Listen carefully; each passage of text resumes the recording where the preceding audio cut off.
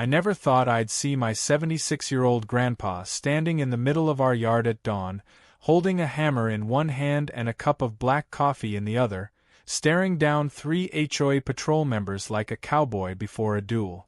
The funniest part? He wasn't angry. He looked calm, almost amused, while those clipboard-wielding enforcers of suburban misery tried to explain why the fence he'd built with his own hands 40 years ago was now non-compliant with community aesthetics. The emotional sting hit me when they didn't even wait for us to finish arguing. They rolled in a hired crew, revved up a small excavator, and started ripping down every board of that fence while Grandpa just stood there, silent. The sound of splintering wood was louder than any curse he could have shouted. It was the fence he'd built after Grandma passed, the one he'd sanded, painted, and maintained like a shrine to her memory. And now it was being torn down because some freshly elected HOA patrol thought it looked too rural for their vision of modern neighborhood harmony. I could almost feel Grandpa's heart crack with each nail pulled from the post. When it was over, the patrol smiled like they'd just done us a favor, handed us a fine for unauthorized structure, and drove away as if they hadn't just erased decades of work. Grandpa didn't speak for the rest of the day. But that night, I saw the light in his workshop turn on, and I knew something inside him had flipped. The thing about Grandpa is that he's an old-school problem solver.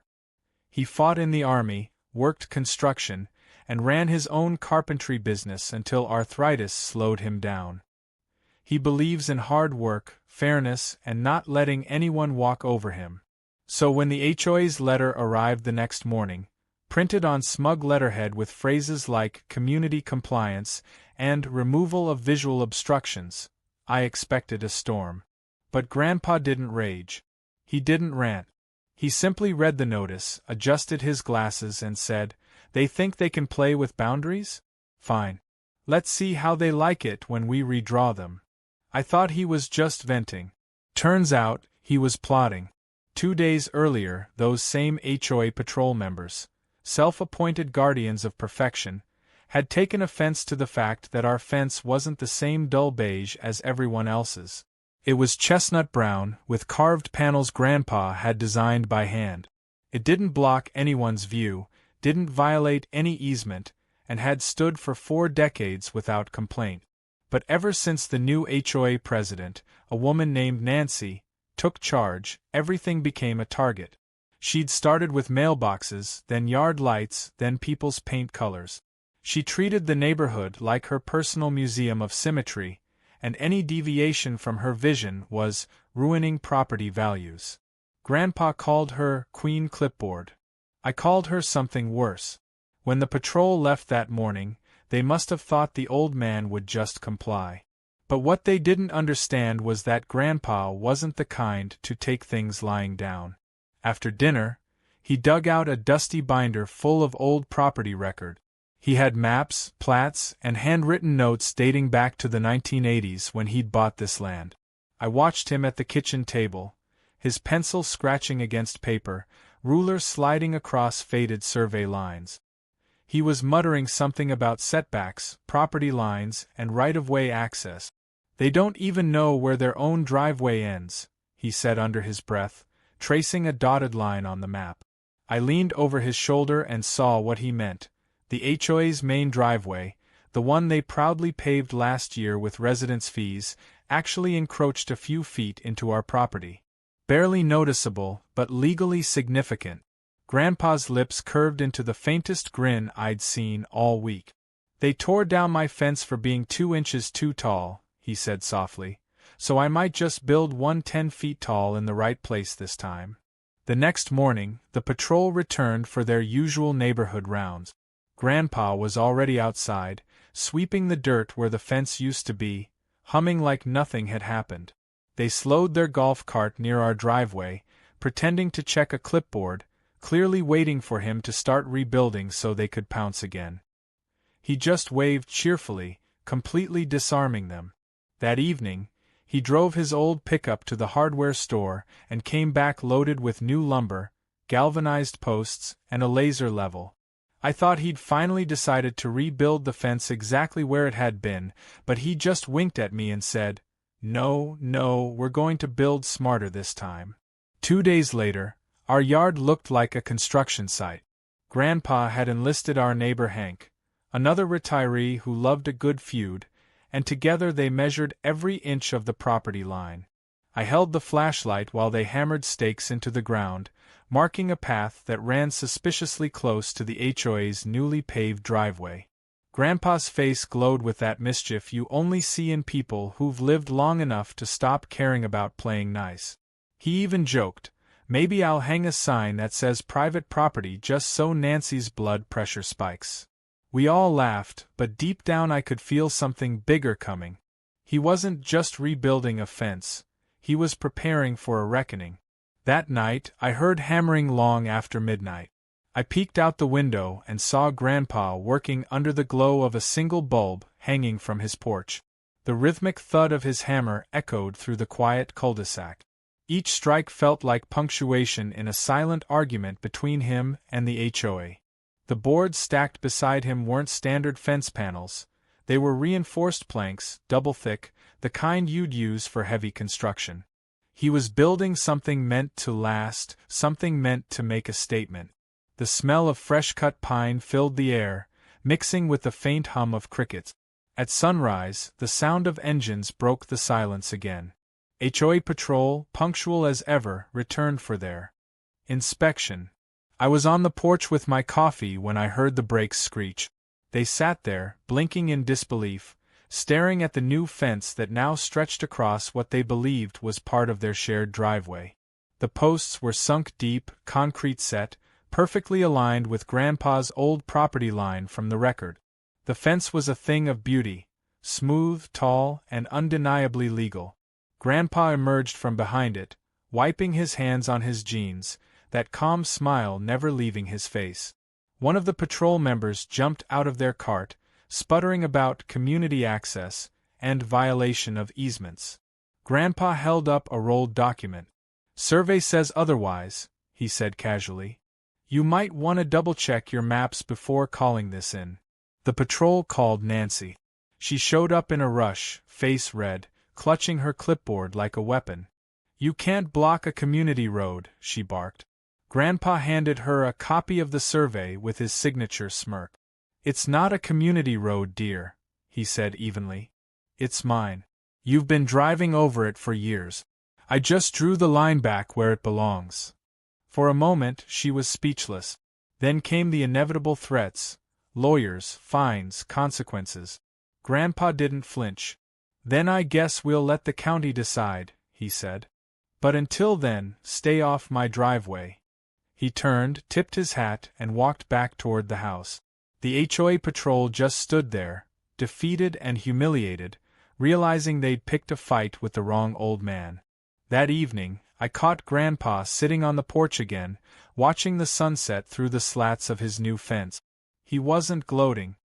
He was peaceful, as if restoring that line in the dirt had restored something inside him too. He took a slow sip of his coffee, leaned back, and murmured, "Boundaries are funny things, kid. People only respect them when you make them visible." And for the first time since that morning they tore it down, I saw a glint of satisfaction in his eyes that told me one thing was certain: this battle had just begun. For the next 2 days, Grandpa became a ghost of his usual self, except this ghost carried measuring tape, a magnifying glass, and a stubborn smirk. He didn't talk much, but the kitchen table looked like a war room. Stacks of property deeds, survey documents, and hand-sketched blueprints covered every inch of space where we usually had breakfast. He'd mutter things under his breath like, "Right of way my foot," and "They don't even know what an easement is," while flipping through papers older than me. The smell of old ink mixed with coffee as he traced property boundaries with a ruler, his steady hand defying his age. Every so often he'd chuckle quietly, that dangerous kind of laugh that told me he was several steps ahead of everyone else. When I finally asked what he was planning, he didn't look up. "You don't beat people like them by shouting louder," he said. "You beat them by reading the fine print." Meanwhile, the HOA wasn't resting either. The day after Grandpa rebuilt the fence across their driveway, the patrol returned with their predictable arrogance. They parked their little electric cart right in front of our property and stood around taking pictures, as if documenting a crime scene. One of them, the tall bald guy with mirrored sunglasses, kept reading from a printout. "This is an obstruction to community access," he said, voice dripping with that artificial authority people get when they think a clipboard makes them powerful. Grandpa didn't argue. He just nodded politely and said, "All right, file your paperwork." Then he turned around and went back to sanding a plank, whistling. That made them furious. They wanted him to snap, to yell, to give them something they could call aggressive behavior. But Grandpa had played this game longer than they'd been alive. By noon, Nancy showed up again, this time in a pressed suit instead of her usual yoga outfit, holding what she proudly called an official notice. She walked up the driveway like a lawyer in a courtroom drama, waving papers in the air. "This fence is obstructing community passage," she said loudly, making sure the neighbors could hear. Grandpa stayed seated on his porch, wiping sawdust off his hands. "You mean the passage that sits on my property?" he asked calmly. "You might want to get that checked before you accuse someone of blocking something that isn't yours." She looked caught off guard for a moment, then regained her fake composure. "We'll be contacting our attorney," she said. Grandpa smiled. "So will I," he replied. "In fact, I already did." What Nancy didn't know was that Grandpa's attorney wasn't a lawyer but his old friend Larry, a retired county surveyor who'd worked for the local land office for 30 years. Larry came by that evening in his pickup truck, carrying a steel tripod, a laser level, and an attitude. The two old men hugged like war veterans reuniting after a battle. They spent hours walking the perimeter, shining flashlights at stakes, and checking boundaries with the kind of precision only men who had spent their lives in construction could manage. I tagged along, holding the clipboard while they scribbled note. Larry whistled when he saw the HOA driveway overlap. "Well, I'll be," he said. "They paved this thing right over your corner marker. That's your land by at least 4 feet. Grandpa's grin stretched ear to ear. 4 feet's enough room for a proper fence, he said. Larry laughed and clapped him on the back. It's also enough to make 'em lose their minds. The next morning, Grandpa drafted something he called his blueprint of revenge. He spread it across the table like a general unveiling a battle plan. Every inch of that map was labeled, marked, and calculated. He'd drawn not just the existing fence line, but potential new ones, noting where utilities ran, where the HOA landscaping encroached, and where their sprinkler lines crossed his soil. His attention to detail was terrifying. They built their whole system assuming no one would ever question them, he said. But they forgot that some of us still read land deeds. I could tell this wasn't just about a fence anymore. This was personal, not out of spite, but out of principle. They'd humiliated him, destroyed something he'd built with love, and now he was going to teach them the price of arrogance. By afternoon, Nancy had clearly realized her bluff wasn't working. She sent out a mass email to all residents, titled Important Community Update, Unauthorized Obstruction.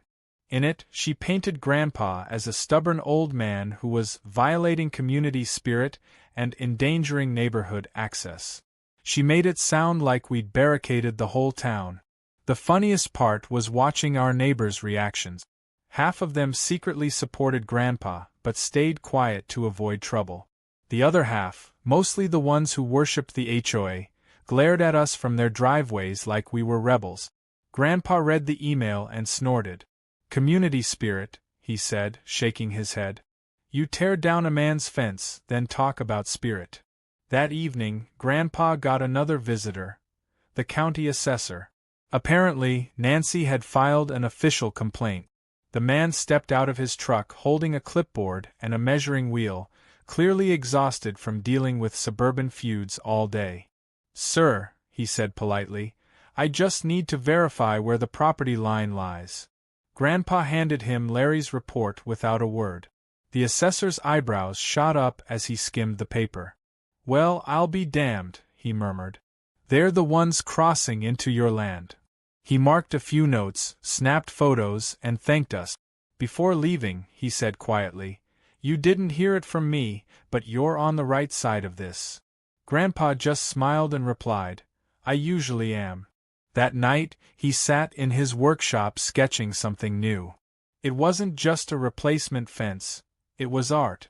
He designed decorative posts, a reinforced base, and even added ornamental iron details shaped like small eagles. I asked him why the extra flair, and he said, "If they're gonna look at it every day, I might as well make it worth staring at."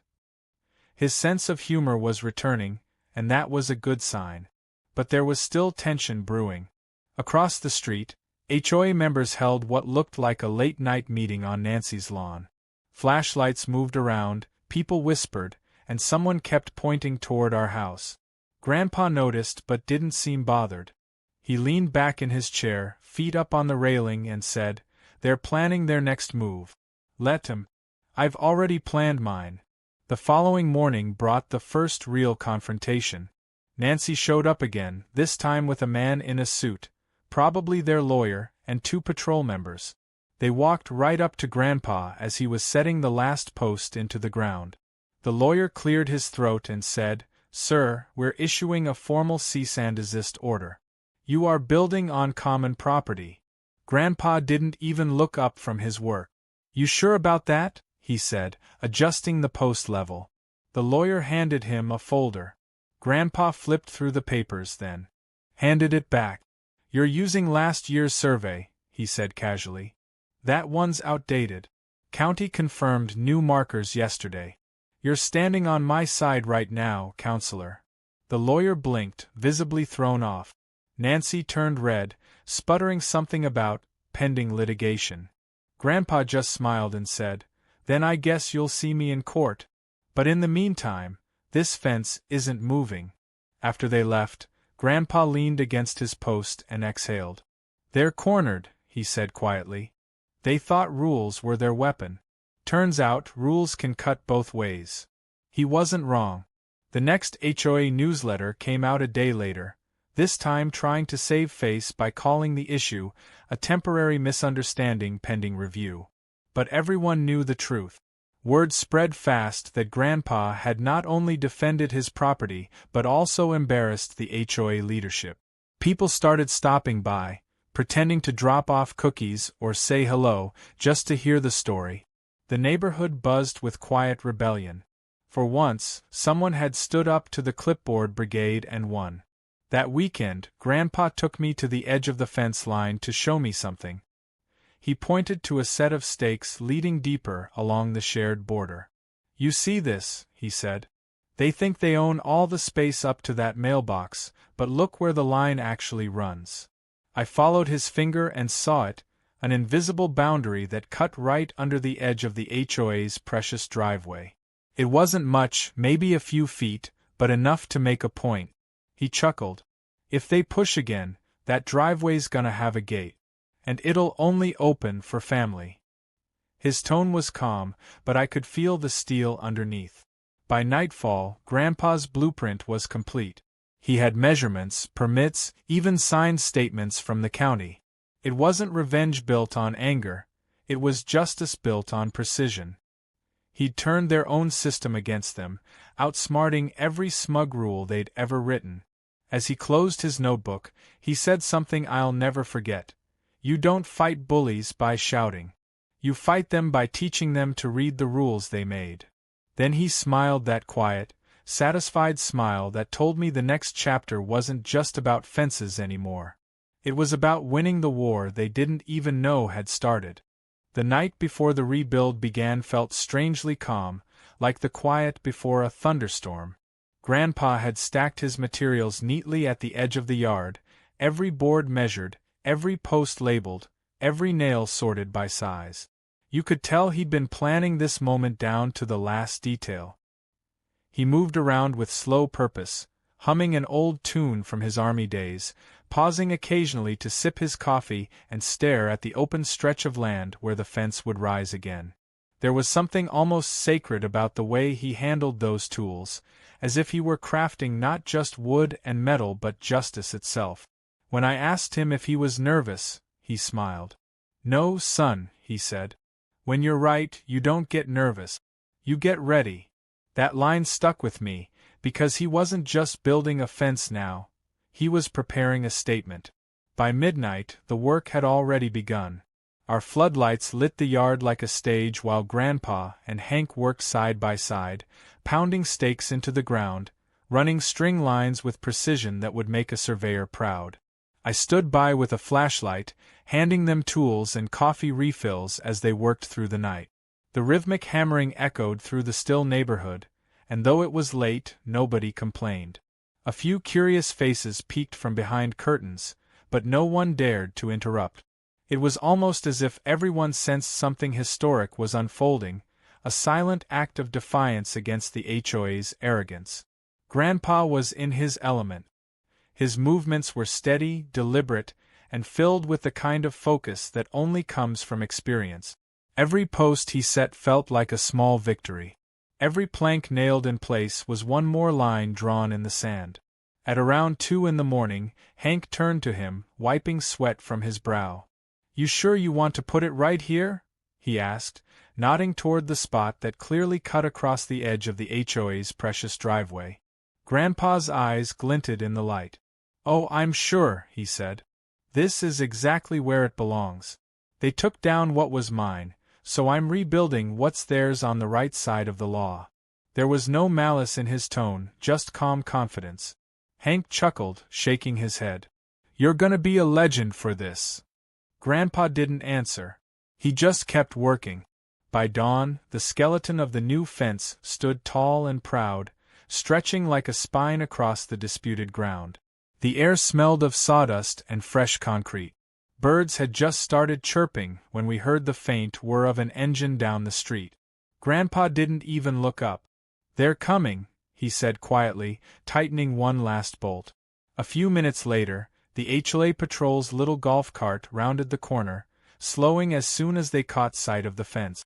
They stopped in the middle of the street, headlights flashing across the new boards like spotlights. You could see their confusion melt into outrage in real time. One of them, the bald guy with the sunglasses, climbed out and shouted, "You can't build that there!" Grandpa didn't even flinch. He turned around slowly, wiped his hands on a rag and said, "Morning, gentlemen. You're up early. You must really love this driveway." The man pointed his clipboard at the fence. "This is unauthorized construction on common property." Grandpa shrugged. "Then you'll be happy to know it's not common. County confirmed it yesterday. Check your records." The patrol exchanged uneasy looks, realizing they were out of their depth. They called Nancy. 10 minutes later, she arrived in her Lexus, tires screeching slightly as she pulled up. She got out wearing sunglasses even though the sun was barely up, and she looked furious. "You think you can just wall off a community road?" she snapped. Grandpa leaned on his hammer and said, "Not a road. My property. You've been using it without permission for years. I'm just setting the boundaries straight." She started waving her clipboard like a sword, demanding that he take it down immediately, but Grandpa only smiled and said, "You tore down my fence without asking. I figured I'd return the favor, except I followed the law." Her jaw tightened. "You're going to regret this," she hissed. "I've already spoken to our lawyer." Grandpa tipped his hat. "You do that. And while you're at it, ask him to bring a copy of the county survey. I'd love to see the look on his face." The crowd began to gather by now, neighbors stepping out in robes and pajamas, drawn by the spectacle. Some whispered in disbelief, others smirked behind their coffee mugs. Hank and I exchanged glances, half amused, half terrified of what would come next. But Grandpa was unfazed. He picked up his level, checked a post, and said to no one in particular, "Funny how people lose their manners once they think they own something that isn't theirs." That line got a few chuckles from the bystanders, and Nancy's face turned the color of a ripe tomato. She stormed off, shouting that she'd have the sheriff out here within the hour. Grandpa just waved. "Tell him to bring coffee," he said. "We'll still be working." An hour later, the sheriff's car rolled up, blue lights flashing lazily as if even the universe didn't take this situation seriously. The officer stepped out, greeted Grandpa by name, they clearly knew each other, and asked to see the paperwork. Grandpa handed over a neatly folded envelope containing Larry's survey and the assessor's verification. The sheriff read it, nodded, and turned to Nancy. "Ma'am," he said in that slow, patient tone only seasoned officers use, "according to this, Mr. Harlan here owns up to that concrete edge you paved over. This fence is on his property." Nancy blinked, speechless. "That can't be right," she stammered. "Our records say," the sheriff cut her off. "Your records are outdated. County confirmed the new boundary. I'd suggest you folks work this out peacefully before you dig yourselves a deeper hole." Then he turned to Grandpa and grinned. "You're all clear, Harold. Try not to build a moat next time." Grandpa chuckled. "No promises." As soon as the sheriff drove off, the mood shifted completely. The HOA patrol stood frozen, unsure whether to retreat or argue. Grandpa just kept working, humming while he hammered the last section into place. The sound echoed like a victory drum. Nancy tried one last desperate move. "You can't leave it like this," she said. "You're blocking community access." Grandpa didn't even turn around. "Then you'll just have to use the other entrance," he said. "Might do you good to take the long way for once." That one broke her. She turned on her heel, stomped back to her car, and sped off, tires squealing down the street. By afternoon, the entire neighborhood was talking about it. Kids rode their bikes past the new fence, calling it the Great Wall of Maple Grove. Neighbors who'd never spoken to Grandpa before came by to compliment his craftsmanship. Even old Mrs. Dobbins, who never left her porch, yelled out, "It's about time someone stood up to those clipboard clowns." Grandpa just laughed and said, "I didn't stand up. I just built straight." The story spread like wildfire. Someone even posted a picture on the neighborhood app, and within hours the comments section exploded with debate. Half the residents called it justice, the other half screamed about community order. But one thing was clear. Everyone knew Grandpa had outsmarted the HOA on their own battlefield. That evening, as the sun dipped low and the wood of the new fence glowed golden, Grandpa sat in his rocking chair on the porch, sipping lemonade instead of coffee for a change.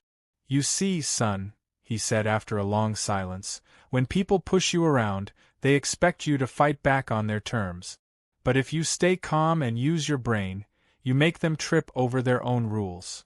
I nodded, watching the patrol cart creep past slowly, its driver glaring at the fence as if it were mocking him.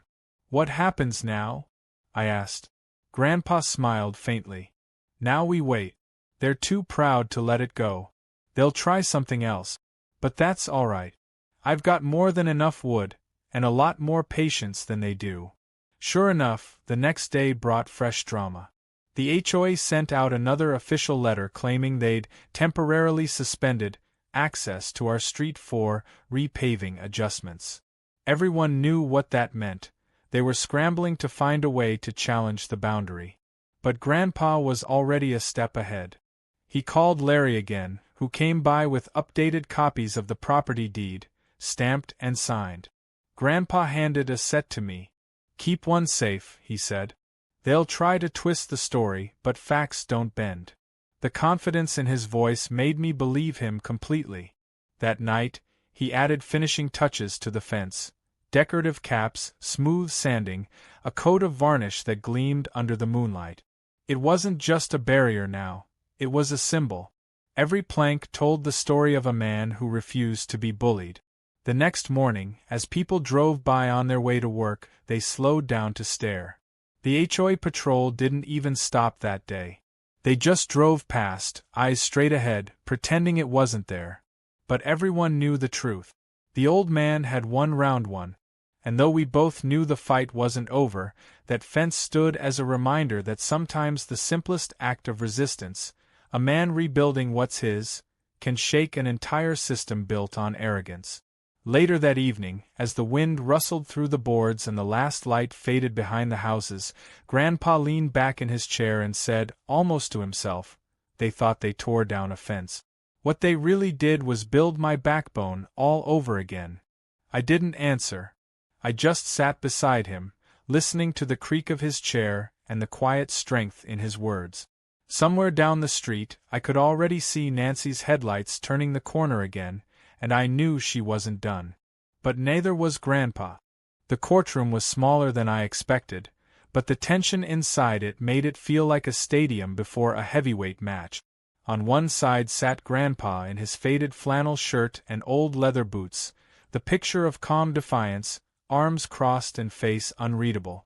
On the other side was Nancy and the HOA's lawyer, a slick man in a navy suit with hair so shiny it looked polished. Behind them, a few curious neighbors had shown up for moral support, or maybe for entertainment. The case, officially titled Harlan vs. Maple Grove Homeowners Association, was about property boundaries, but everyone knew it was really about pride. The judge, a middle-aged woman with a sharp voice, shuffled the paperwork and said, "Let's make this quick. I don't like wasting my mornings with neighbor wars." Grandpa just smiled faintly, as if he already knew how it would go. The HOA lawyer started with the usual arrogance, pacing back and forth while making dramatic hand gestures. He talked about community unity, shared access, and violation of common easements, trying to paint Grandpa as a stubborn old man standing in the way of progress.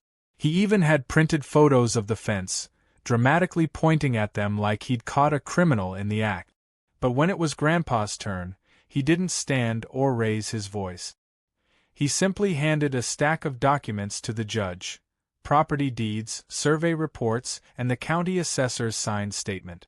"Ma'am," he said in a voice so calm it commanded attention, "this isn't about unity or access.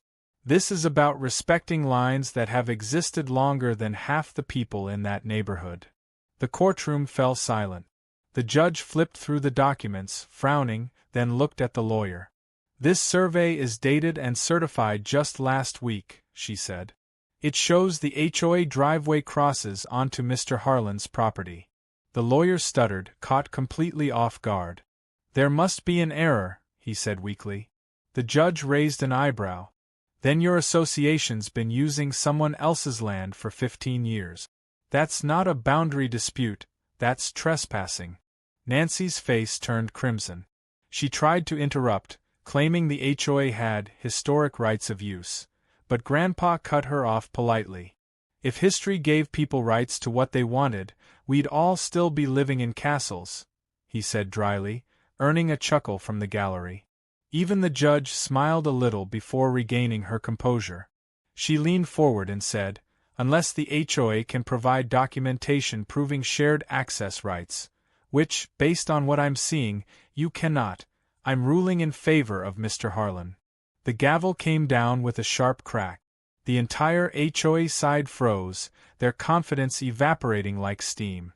Grandpa simply nodded and said, "Thank you, ma'am." As we walked out of the courtroom, he put on his hat and said quietly, "Sometimes the loudest victory is silence." Outside, Hank was waiting by the truck, grinning ear to ear. "You did it, old man," he said, slapping Grandpa's shoulder. "You just beat an entire committee with a ruler and a pen." Grandpa chuckled. "Didn't beat them," he said. "Taught them to measure twice before cutting." We all laughed, but behind that laughter was a quiet sense of triumph that felt bigger than any one argument. Grandpa didn't just win the case. He'd exposed how fragile the HOA's power really was when faced with someone who actually understood the rules better than they did. Word spread through the neighborhood faster than wildfire. Within hours, everyone knew the verdict. The HOA had to pay for legal fees and compensate Grandpa for the unauthorized destruction of his original fence. Nancy tried to send out another clarification email, claiming the issue had been resolved amicably, but nobody bought it. The court documents spoke for themselves, and so did Grandpa's satisfied smile as he read them on the porch. 4 days afterward, HOA patrols stopped driving by. The once feared golf cart patrol vanished like ghosts. It was as if the entire board had collectively decided to hide until the humiliation faded. But Grandpa wasn't finished. He had plans. With the legal victory in his pocket, he started improving the fence even more. He added lighting along the top, solar-powered lamps that gave it a soft glow at night. He built a small wooden gate in the middle, sturdy enough to block any car but charming enough to make it look decorative. Then he added a handcrafted sign right beside it that said in clean, carved letters, "Boundary of Respect." Every morning, he'd polish that sign like a trophy. Neighbors stopped by to compliment it, taking photos and asking for advice on how to build something similar. The whole street suddenly had a new buzz, and for the first time in months, people were talking about something other than HOA rules. Of course, Nancy couldn't stand that. A few days later, she sent a new letter accusing Grandpa of creating a traffic hazard by obstructing visibility with his excessive fencing height. Grandpa didn't even open it fully before tossing it on the table. "They're running out of words," he said. "When people can't win with facts, they start inventing problems." Still, she wasn't done. One morning, we woke to find that someone had tried to sneak around the fence in the night, breaking one of the solar lights. Grandpa inspected the damage, then laughed. "They're desperate now," he said. "Good. Desperate people make mistakes." Sure enough, the HOA's next move backfired spectacularly. They called a special emergency meeting, inviting every resident to discuss the misuse of private property rights threatening community order. Grandpa showed up early, wearing his cleanest flannel and carrying a binder full of paperwork. When Nancy saw him enter, her fake smile faltered. She tried to steer the meeting away from the topic, but residents were already murmuring. One stood up, a quiet man from down the street named Miller, and said, "Why are we spending community money on lawyers when the judge already ruled we were wrong?" The room went silent. Another woman spoke up. "Yeah, why are you harassing him when all he did was fix what you tore down?" Within minutes, the discussion turned against Nancy. Even the patrol members looked uncomfortable. Grandpa didn't say much, just listened, leaning back with that faint smile that had become his trademark. When things quieted down, he finally stood. "All I ever wanted," he said, "was to build in peace. You came after me for following my rights. If you want unity, start by respecting the people who built this neighborhood before you ever showed up." The room erupted in applause. Nancy sat down, defeated. The next morning, she resigned as HOA president.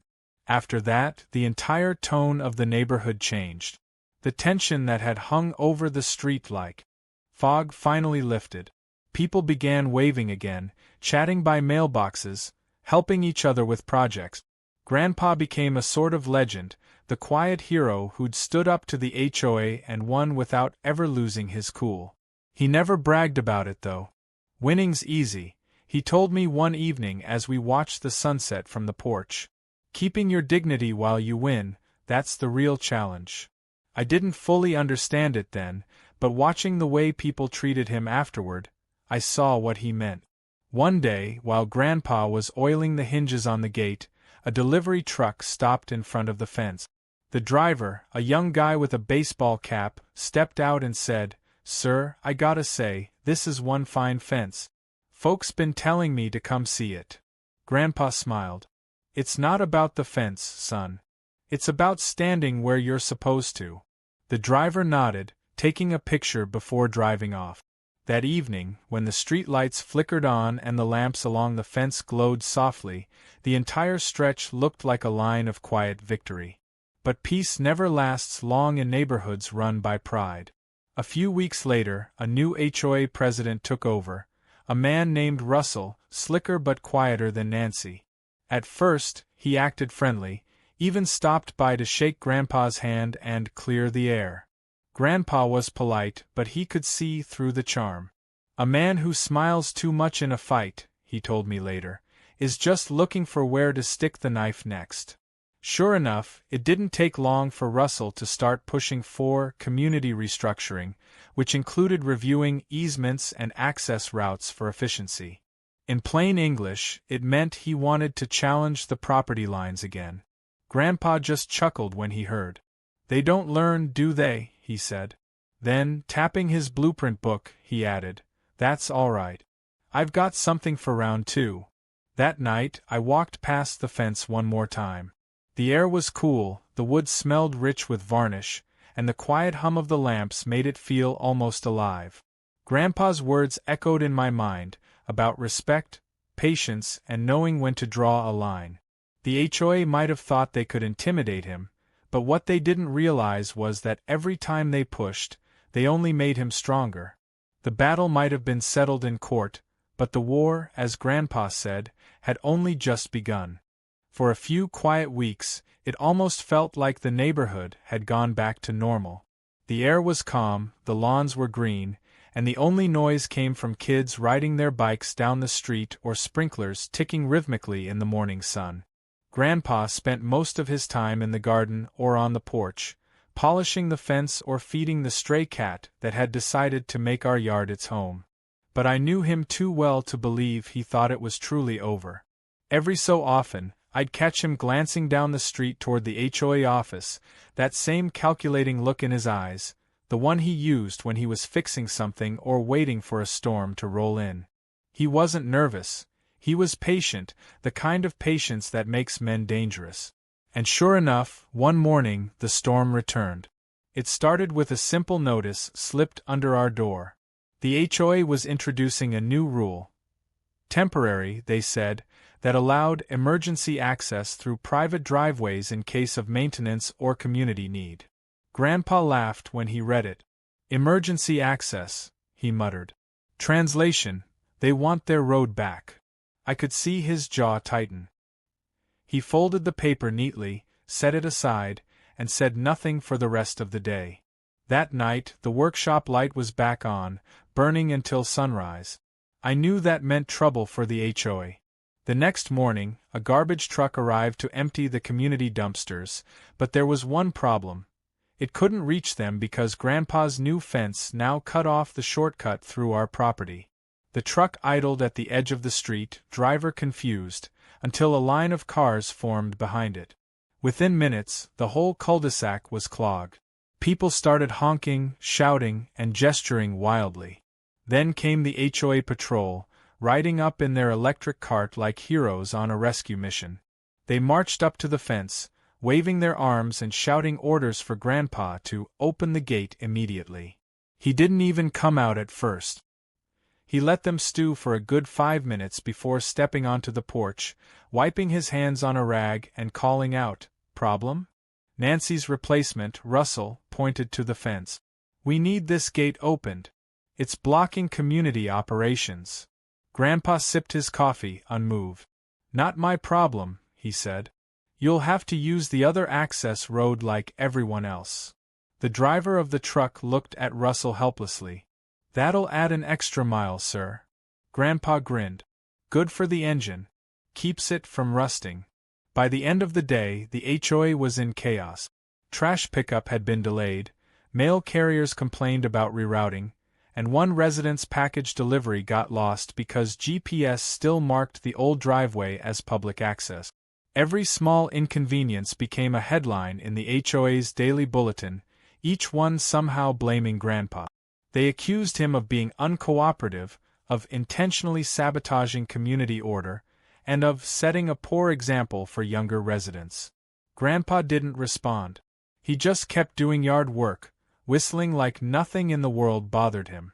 The more they tried to provoke him, the calmer he became, which made them even angrier. But the funniest part came a week later when a landscaping truck tried to reach the community park by cutting through our property, thinking they could squeeze past the edge of the fence. They ended up wedged between the posts, unable to move forward or backward.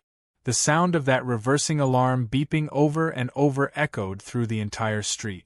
Grandpa came out with Hank and stood at the curb watching the scene unfold. "Looks like they need a tow," Hank said, barely suppressing laughter. "They need a map," Grandpa replied. Eventually, the driver had to call the sheriff for assistance, and when the officer arrived, he took one look and sighed. "This again?" he muttered. After checking the records, he turned to the driver and said, "Sir, you're trespassing. Back it up the hard way."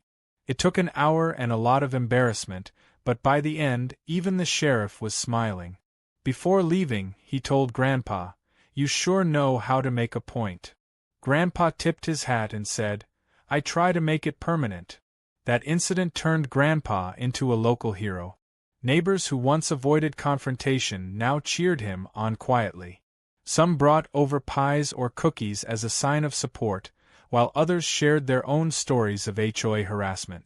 People started jokingly calling the fence the Wall of Justice. Kids began taking pictures beside it for fun, posting them online with captions like, "When Grandpa wins the neighborhood war." It didn't take long before the video of the trapped landscaping truck hit social media, uploaded by a teenager from across the street. Within 2 days, it had over 500,000 views under the title, "HOA Karma Caught on Camera." Grandpa didn't care about the attention, but he couldn't stop laughing when someone showed him the comment. "I didn't know I was famous," he said. "Guess I should start charging for tours." The HOA board, on the other hand, was unraveling.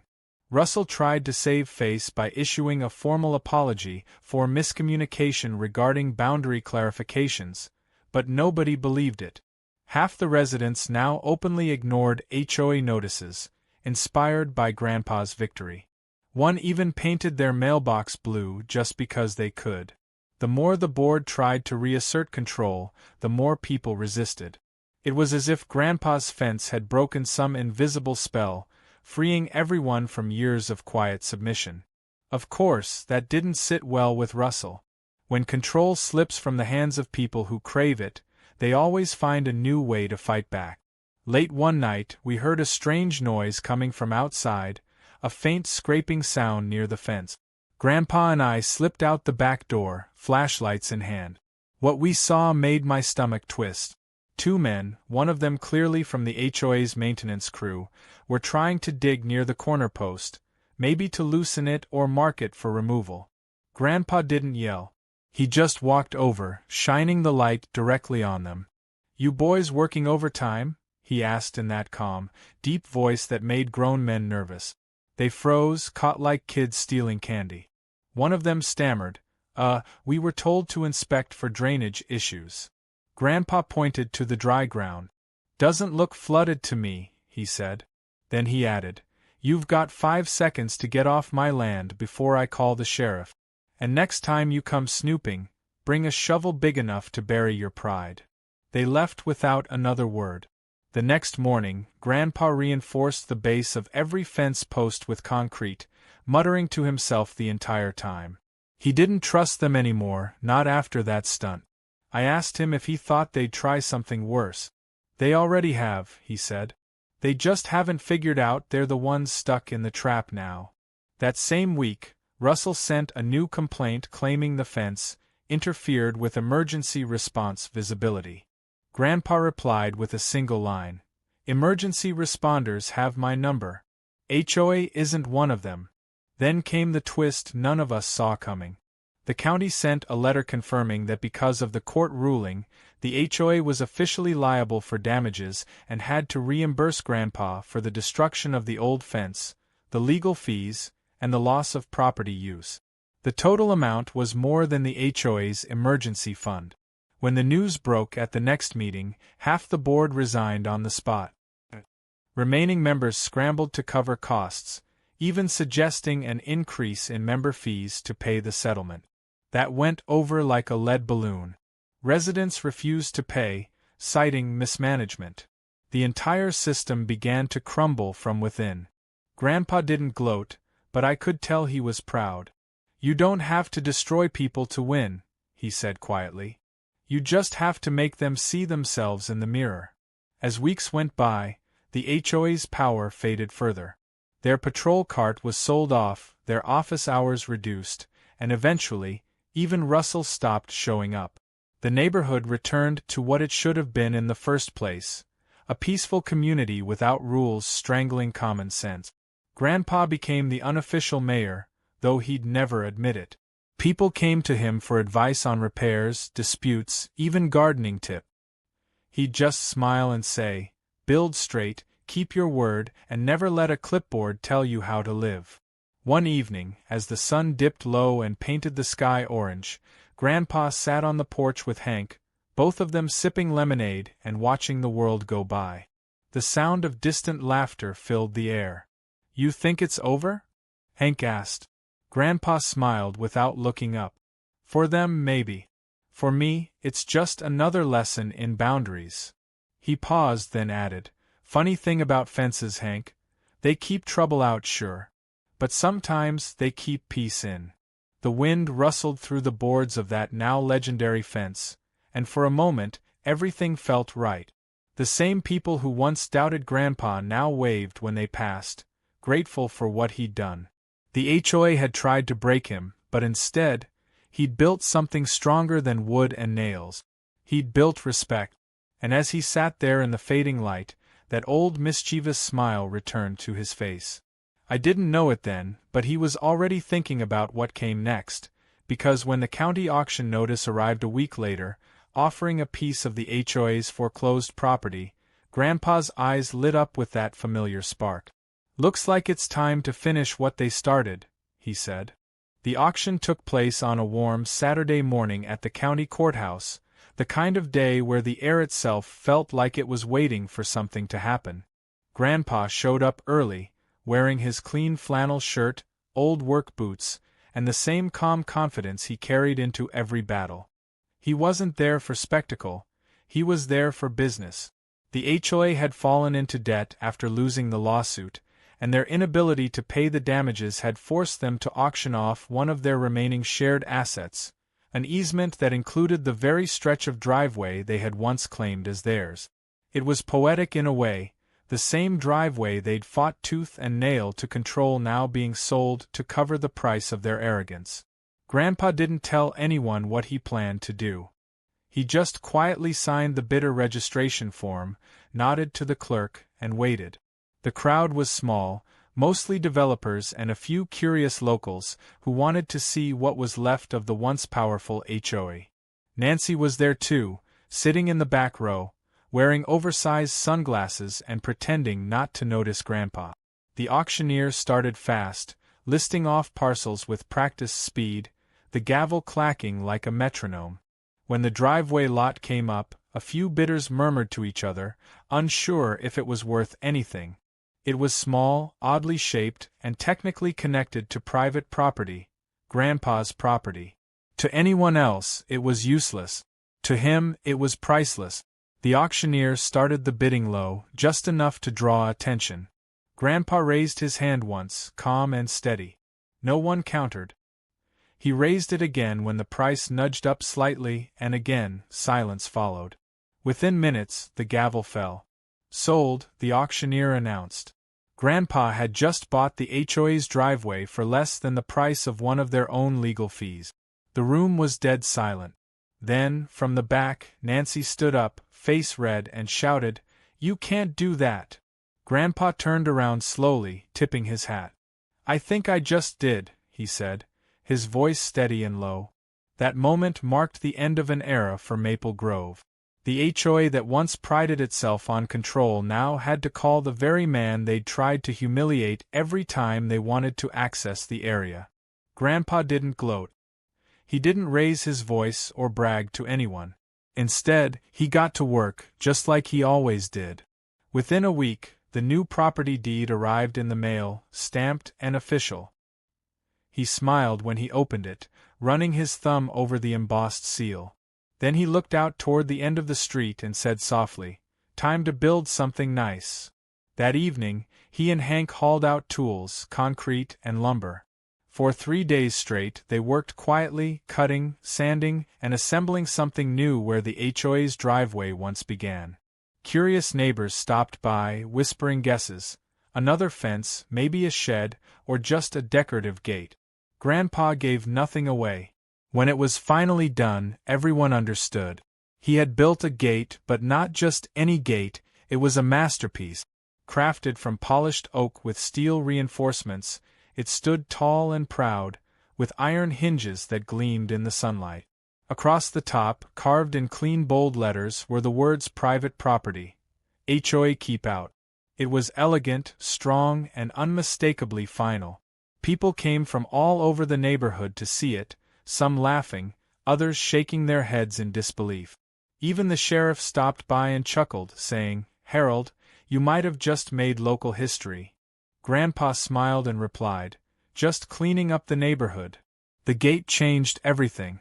The HOA's office, now under Russell's shaky management, received dozens of complaints from residents who could no longer use the shortcut.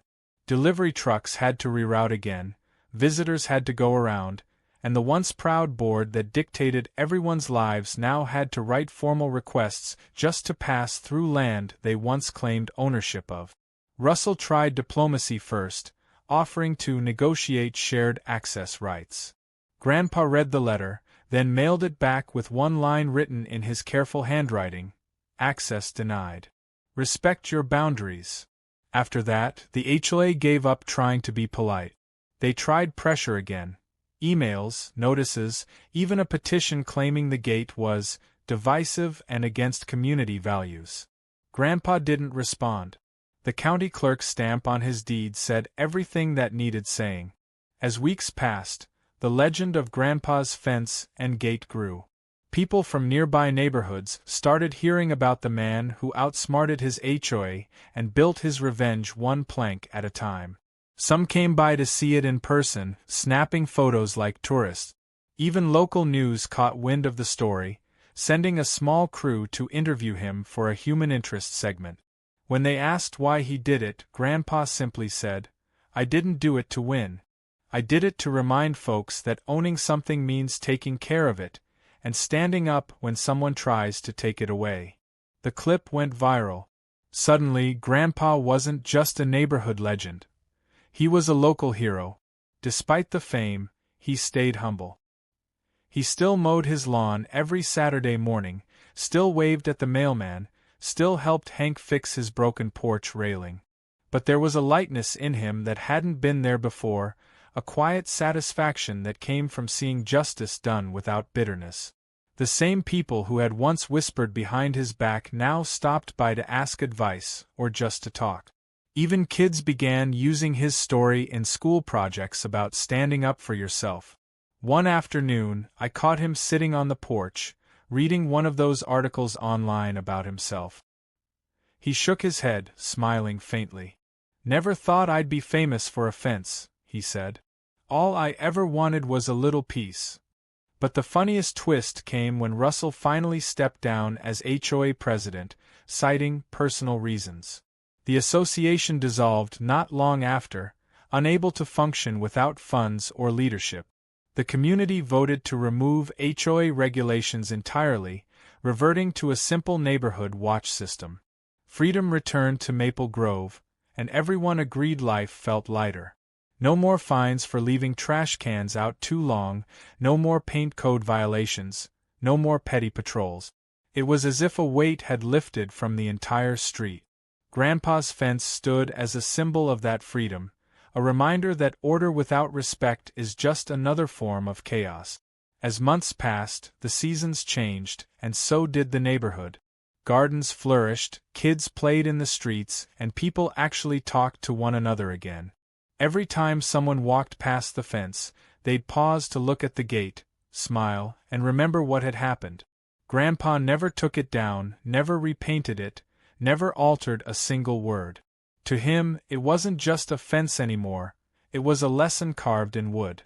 One evening, as the sun sank low and the sky turned golden, Grandpa sat on his porch, that same chair creaking gently beneath him. I joined him, handing him a cup of coffee. The air smelled like fresh-cut grass, and somewhere in the distance, a lawnmower hummed lazily. "You think it's finally over?" asked. He chuckled, eyes fixed on the horizon. "It's never really over, kid," he said. "There's always another Nancy out there somewhere, waving a clipboard. But that's all right. Folks like that keep me young." We both laughed quietly, and then he added, "The trick is not to fight out of anger. You fight because it's right. That way, when it's over, you can still sit here, drink your coffee, and sleep at night." As darkness settled over Maple Grove, the soft glow of the fence lamps flickered on one by one, casting warm pools of light across the driveway. The gate stood silent, solid, unmoving, guarding not just the property but the peace that came after a long war well fought. Every nail, every board, every inch of that structure told a story of patience, intelligence, and quiet rebellion. Grandpa leaned back in his chair, took a long sip, and exhaled slowly. "You know," he said with that glint of humor in his eyes, "funny how fences don't just keep people out. Sometimes they keep karma in." I smiled, realizing it was the perfect ending, not just to his fight with the HOA, but to a chapter of life itself. And as the night deepened and crickets began to sing, I understood something that I hadn't before. Grandpa's real victory wasn't in the court rulings or the property deeds or even the viral fame. It was in his ability to turn anger into action and humiliation into humor.